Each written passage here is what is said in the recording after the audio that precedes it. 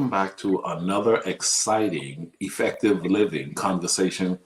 I'm Coach Ricardo Miller, and every day I am working on helping people to figure out the principles necessary for living life to the fullest. One of the things I've discovered is life is a series of principles. In spite of whatever happened to you, if you can discover the principles, you can win.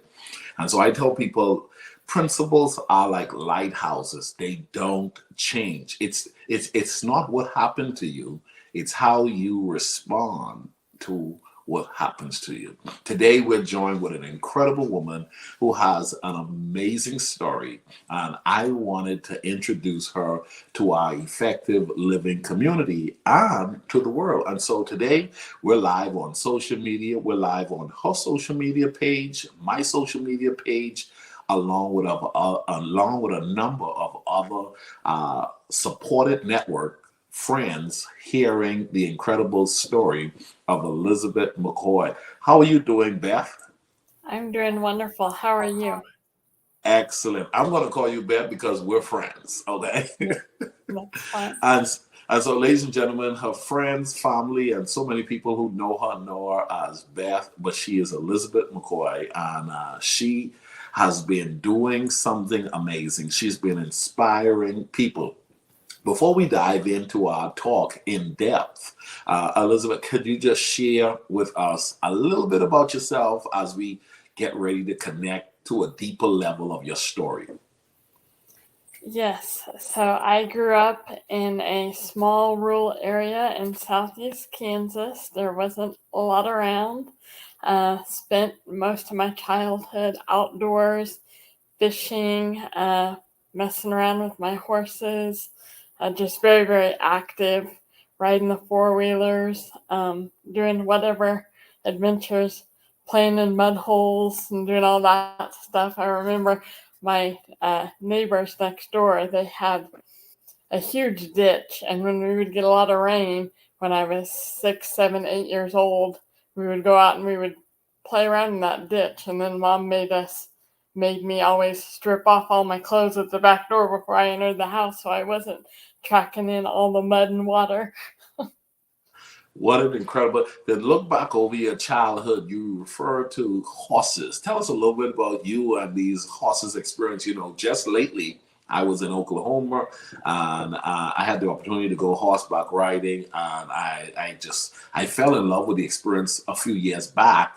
And it's just been something I've been wanting to do every year, and I've been fortunate enough to be able to do it every year since I fell in love with horses. But your love for horses and your experience with them, tell us a little bit about it. When I was in the second grade, we had neighbors move in who had had horses. I had never been around a horse prior to that. I quickly fell in love with horses as well. So my neighbor, she used to barrel race. So they had a lot back behind their house that had barrels set up. So I used to love going out there. Of course, I never competed, but loved to be on my Morgan quarter horse cross. His name was Bob, and he just knew the path to get around those barrels. I just would give him a good kick, and I didn't have to do any directing or anything, just kind of let him go, and he would run around those barrels as fast as he could. It When was when you when you think back about horses, being raised with horses, having learned how to deal with horses, what are some of the things that really stands out to you that people don't know, that they haven't accepted or haven't realized when it comes to if you're going to ride a horse or own a horse? What would you say? well, there's a lot of work. It's a lot of responsibility, and of course, um, the first horse I got was Bob when I was in the fourth grade, and then we ended up getting a mare a couple of years later. Just a big responsibility. Having to keep their hooves clean, cutting their hooves, getting them shod, stuff like that, making sure that you have the hay and everything to take care of them. One of my responsibilities in the summer, whenever we would be cutting the hay and baling it for the horses, was I would be behind my dad as he was cutting the hay, raking it on my brother's Massey. And so rake the hay, and then my dad would go around and bale it into square bales. And then I got to drive the hay truck with the loader that would bring the hay bales up with my dad and my brother on the back of the truck to stack them. They used to get on to me and tell me to slow down a little bit because the hayfield had bumps and holes in it. So we'd hit a bump and then like bang on the top of the truck, Beth, slow it down. You're going to lose us and the bales. But that's one of my fondest memories. Being on horseback, my gelding Bob, he just loved to run. And I used to love to be, I just felt so free whenever I was on his back, just letting him run across the pasture or anywhere up on our hill property. Just, there's nothing like it, just pure freedom. Wow. So tell me something. You know, having had those fun like activities, very engaged with your family early on as a young person. Looking back now, you had a life altering accident. Today, let's talk about that alter the accident. Let's talk about the experience that you had that pretty much changed your life forever. Tell our viewing audience about it. Yes, I was involved in a severe car accident. I was a passenger, and I suffered a traumatic brain injury that affected me just like a stroke. Completely turned my world upside down. My life was never the same as it was before after that, from that point on. Wow, how was the accident? How old were you? How many people were in the automobile? It was 1 week into my freshman year of high school, so I was 14. Me and my best friend were in the back seat, and her mom was driving the car, and we were struck from behind, and just completely something that you never expect. Never expect. Yeah. Wow. Wow. You know, a lot of people, you know, when they get up in the morning, they have no clue as to what's going to happen any given day. You know, we come out of our homes by faith. We get on the highways by faith. We go to our jobs by faith to believe that we're going to be able to come back home to our residence, go to bed and live life continuously in that mode. But life changes for people sometime on these highways. Some life changes for people during any given type of situation. You could, yes, things can change, and for you on that day, things change.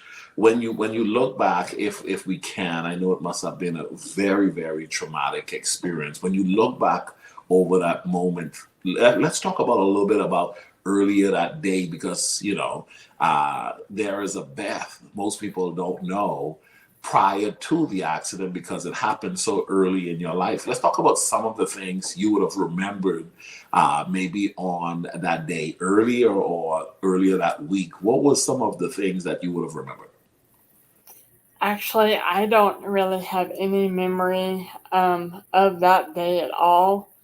And a lot of the summer before, I have no memory of. Um, but Wow. I do know for a fact, like me and my best friend had gone on a multiple day trail ride up near where her uncle lived. The summer, I babysat that summer for a family that lived a few blocks down the road. That was my job for the summer. Um, just a regular teenager. I had absolutely no cares. My life was so easy. I was going places. I had dreams. Yeah. Tell us a little bit about those. I was a singer-songwriter, had been performing and taking voice lessons since the age of 7. 6 months prior to the car accident happening, my voice teacher had actually arranged for me to be in a recording studio because my plans after I graduated high school was to move to Nashville and pursue my singing. So she believed in me and saw my talent. So she set up a recording studio appointment for me to cut a demo tape. Um, we had professional pictures taken the month before, like in February or March of that year, and everything was going full speed ahead for me to pursue my singing as soon as I graduated, and all of those dreams went away. Wow. Wow. Today, ladies and gentlemen, we're talking with Elizabeth McCoy. We're hearing her story. She's taking some time out to give us bits and pieces of it. I want you to follow this lady. I want you to pay attention to her platform as it is continuing to develop and establish, because she's on a mission to help as many people as possible. Today, we're just diving into small bits and pieces of her story. Now, Elizabeth, when you look back on the day of the accident, I mean, nobody imagines an accident of that magnitude happening to them. It happened to you. What do you say about the hospital experience? What could you remember, or what was told to you, maybe by your mom, who was there for you during that time, or any other family member? What was it that was told to you after having the being placed in the hospital, being admitted at the hospital, and having to now go through what has to have been some major procedures? Talk to us a little bit about what you may have been told or what you could just outright remember. The hospital experience, when I was in the hospital, I was in a coma for 3 weeks. When I came out of my coma and was still in the hospital, it didn't really hit me that things were different. I had to relearn to walk, talk, and do everything again. There were struggles. I don't really remember through my months of being in rehab and stuff in the Kansas City area, really thinking, why did this happen to me? At that point, that was coming, but it didn't really hit me that I wasn't the same as I was before at Yeah. that point. Yeah. Ladies and gentlemen, Elizabeth McCoy talking about her story, a major life altering accident that occurred that changed her life at a very, very early age. Elizabeth, you talked about the fact that some 3 weeks you were in a coma, and coming out of that coma now, you're having to learn how to talk and learn how to walk and being assisted in so many ways. When you think about that, because there is somebody that's going to be watching this live right now. And those will be watching it weeks and months and probably even years later, not realizing that, okay, she survived this. I too can survive this. But at the moment, did you believe you could survive what you survived? Because now, yes, you're out of the coma, but you're having to heal enough to be able to go home. But not only now heal enough to go home, eventually when you get home, you have to go through rehab. You have to go through having some form of assistance to learn how to do a lot of things that you once knew how to do. Let's talk about that a little bit, because a lot of people, one, you missed 3 weeks. I don't know about you, but I'm going to say this, Beth, and I know a lot of people who are watching us. If you slept for 2 days, I mean, you feel like, oh my, did I miss Tuesday? I just, went to sleep on Monday and woke back up on Wednesday. And you were like, whoa, I missed the day. I missed the day. And a lot of people can't imagine having missed 3 days, 5 days. You were in a coma for 3 weeks. Let's start there. When you study the whole term, having missed 3 weeks, anything that you can give our viewing audience, because I don't know how to explain what it means to, somewhat be asleep only to get up and it's 3 weeks later. what comes back to mind of that moment? It may not be what you remember of that moment, but what have you learned about being able to think, oh my goodness, I was in a coma for 3 weeks? What do you think about that now, being Elizabeth McCoy, who you are now today? Time wasn't really a something that I thought about during the recovery process. So being in a coma for 3 weeks, I didn't really. Sure, I lost a big chunk of time, but with my memory of not having the memories of July and June and May, not even remembering my eighth grade promotion that I sang at um, in the beginning of May. Uh, so time isn't or wasn't really something that I really thought about because I had missed such a big chunk. It's amazing you saying that, because see, for us, everybody feels as though time is everything. But something can happen in one's life that brings you to a place where you could miss a whole chunk of time. You just like that, you say that, and you're thriving, you're progressing, you're doing so many amazing things today. When if you look back over your life, you're like, I'm a 3 week survivor of a coma. I'm a survivor of an accident that literally put me on my back, and probably some would have thought I would never walk again. Some would have probably thought I would never talk again. Some would have never thought I would ever have the ability to go and get a job. I mean, Beth, your story is amazing. Let's talk about what you can recall, or what some would have told you, be it your mom and other family members, of the recovery process. Tell our viewing audience a little bit about what that was like for you. That was tough. When I was in the hospital, um, sleeping was difficult for me. So a good restful night's sleep didn't was not easy, and I remember the nurses outside of the room at night seemed to be laughing and having a good old time. That was not the easiest thing for me, but I got through it. There was a lot of times I would ask why. Why did this happen to me?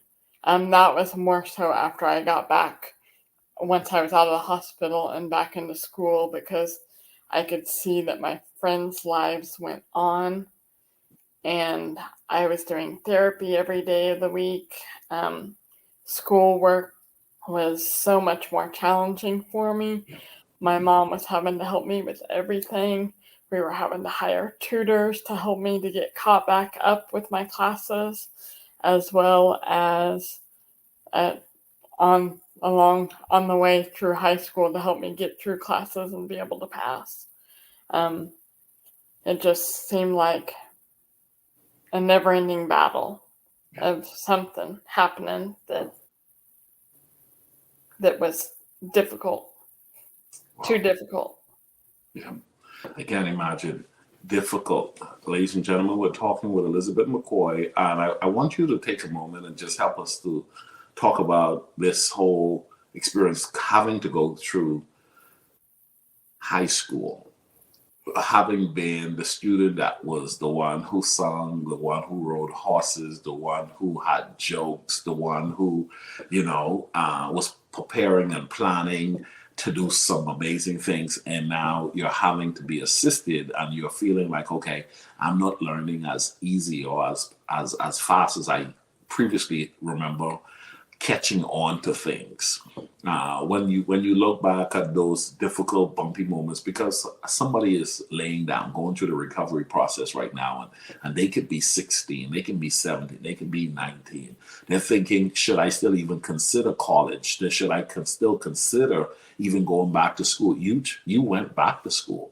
You went and decided that, you know what, you're going to continue to develop yourself to be able to provide a level of service to humanity. Talk to us about your mother and your family role in saying to you or helping you in that time, because you must have been a regular teenager, just like, I don't want to do this. You know what I mean? Don't bring me no tutor. Don't bring me no book. Why bring me a tutor? Look what has happened to me.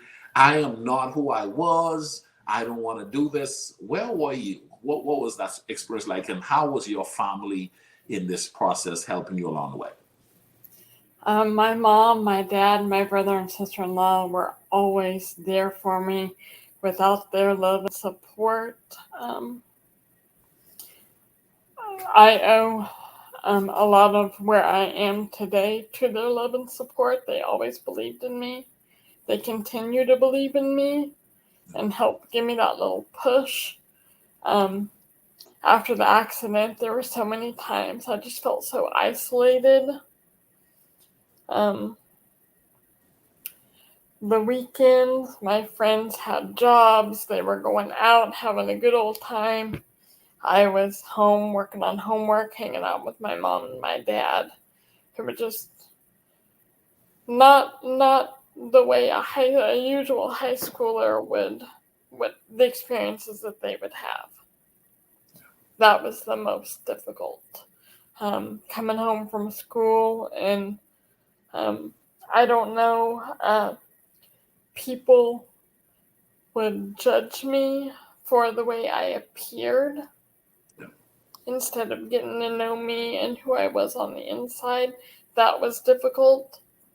I felt like some people pitied me and felt sorry for me. Wow. So, you said, Beth, right there, do you need a moment? You okay? No, I'm good. I'm good. Okay, because what you just said right there is a mouthful. The most people without an accident have very little understanding on what it is to literally having to, learn how to walk again, learn how to talk again, learn how to eat again, learn how to make an adjustment to learning again, and then having to learn how to live on when you can't remember some of your past. You're wanting to reflect on your past, and the pieces that are coming to you, you can't do no more. You can't do no more. So I salute your family, and that community that you had around you, the family, the love, the support. That's amazing. But I love the fact that you decided that you were going to push through all of whatever it was that was negatively plaguing your mind to see a light on the other side of the tunnel, and you've become who you are today. When did you realize relentlessness was a part of who you are? When did you realize that, determination is built into my DNA? Uh, I thinking about that. When did I actually realize that? That probably had to be years later. Once life began getting a little bit more easy and people weren't judging me every day. So I would probably have to say after I got into college, um, because my physical deficits weren't as noticeable to the eye years later after I had gotten into college as they were in the very beginning. Um, so yeah, I would say in college, I always knew that there was a plan for me. I didn't know what that plan was. I didn't know how, who, or where it would come from, but I just did my best to walk in faith and trust and go through those doors that God would open for me so that I could fulfill His will for my life. Let's talk about that. The role that faith played in your journey up to this point. Clearly, God has been on your side. You're a survivor on so many levels beyond that of what other people had not survived. And so, the role of faith in your journey. Tell us a little bit about that. There were many days I would come home from school and tell my parents I should have died. It would be better if I was dead. But the good Lord above was always that voice in my heart saying, I have a plan for you. So every night before I went to bed, no matter what had happened that day, I would thank Him for my life and my blessings. I would ask Him to lead me and help me to make the right choices so that I could help those that He placed in my path. Um, right now, where I am today and the things that I'm doing in the lives that I've been able to touch over the last 12 plus years, it's been absolutely amazing. And I know without that constant voice and His guidance, um, that's the only reason why I am where I am. Wow. When you look back over your life, Beth, you think about, what was the principles that you learned? So maybe could you share with our viewing audience three things that really stood out to you when it comes to the recovery process, when it comes to, okay, looking back, I discovered bam, bam, bam. What was those things that you discovered that now you're prepared to walk into a doctor's office, into a rehab group, on a stage, and you say, hey, listen, after the accident, these three things became more true to me than anything else. What comes to mind for our viewers? Well, the first thing is that God has never left my side. Yeah. Um, I've always went to church as a child, but after the accident, that's what pushed me all the more closer to God. Over the years, I wasn't uh, aware that I wasn't as close to God as I should or could be, but those doors continued to open to get me in the right churches with the right services to help me to continue to work on my faith and growing closer to God. And every day, um, I just feel like I'm more and more closer to God because I'm doing what is in His plan for me. Um, three things. So God being number one in my life, giving me my strength during the difficult times. Again, it goes back to God. The hard times, a lot of times on the bad days, I would fall asleep just praying to Him, telling Him all my worries and my stresses and giving it to Him. That helped to kind of release me from carrying those burdens because He's strong enough to carry all those for us. And then the third thing, oh goody, a third thing, just perseverance. Don't give up. Keep going. If something didn't work one day, there's got to be another way you can get it done. Just don't give up. If you have dreams, if you have goals, don't let anything stand in your way. Keep pushing through. Where there's a will, there's a way. Nothing ever came easy. If it's anything worth doing, it's not going to be easy, and you're going to face some challenges. But just keep going. Don't give up. Wow. If anything is worth doing, please note it won't be easy, but don't give up. Let's talk about on effective living. Where I'm of the belief that it's not what happens to you, it's how you respond to it. Yes. And the goal is to discover your why, no matter what has happened. And you've clearly discovered your why. You've established Elizabeth McCoy Inspires. What birthed that? Why? Just I've always known that God had a plan for me to help others. I didn't ever know how or why or where that would come from. Um, but I just kept walking through the doors. I started giving my testimony about 5 or 6 years ago in churches, and that just opened more doors for me to speak and share my story. And I know that if I can speak more and continue sharing my story, I'm all the more able to help so many more people in the world that could benefit from hearing my story, to be able to provide hope and inspire and empower them to keep going. Wow. Inspire them to keep going. Tell our viewing audience a little bit about what Elizabeth McCoy has been up to lately. You're an entrepreneur. You're an inspirational speaker. Tell our viewing audience a little bit about what you've been doing and how they can contact you, because a lot of people are going to watch this live session that you and I are having today, and we just really wanted to take some time, people, for you to understand, get to meet, and hear a little bit about Elizabeth's story. An incredible story. You're going to be hearing a lot more about her story. Her and I, we've been talking over the past few weeks, and I'm excited about what I'm seeing being established through her and her commitment to helping humanity. Tell our viewing audience what you got going on. A little over 3 years ago, I came across some natural solutions that has helped me to regain my life, help bring relief in areas that I never thought I'd see any relief since the car accident.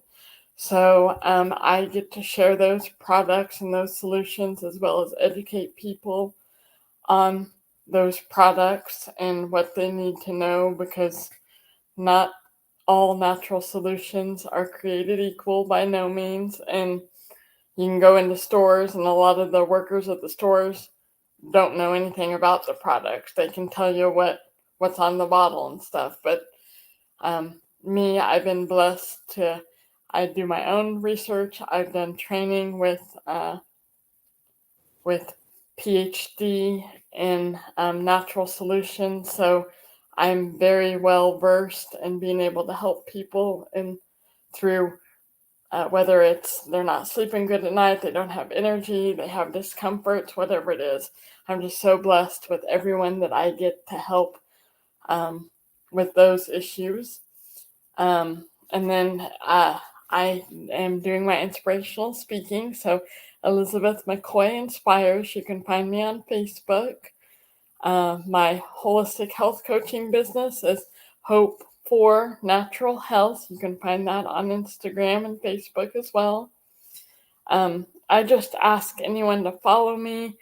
I make posts weekly to help inspire and help people through whatever difficulties they may be going through.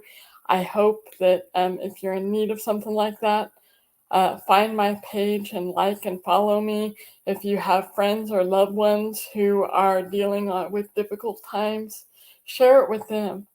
You never know what someone may be going through, and just giving them a little bit of light can help them to keep going through, make it through those challenges. Wow, thank you so much for sharing that with us, Elizabeth. I want you to take a few minutes and challenge our viewing audience to just keep moving forward. What do you say to our viewing audience in closing? You survived a life altering accident.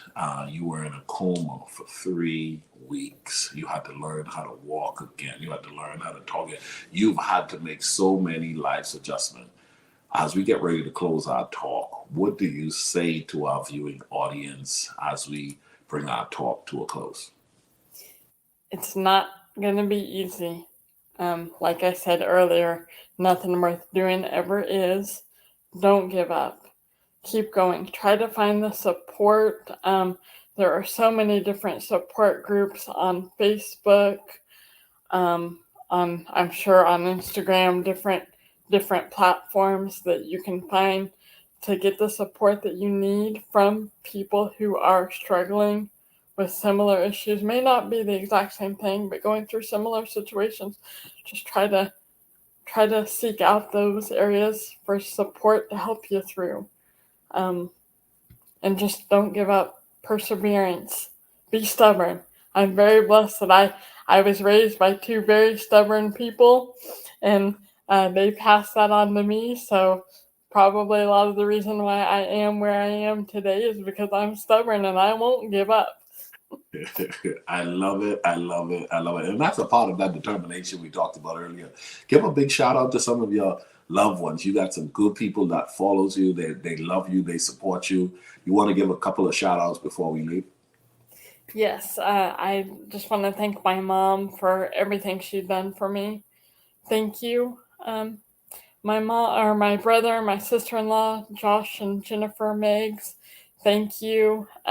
Some of those people during my recovery process, Heather Odell, who was my physical therapist, Kathy Williams, my occupational therapist. Without both of you, Don Mose, my English teacher, just to name a few. There's been so many more people that have really touched my life and mean a lot to me. So thank you for everything you've done to help support me and help me to get where I am. Thank you.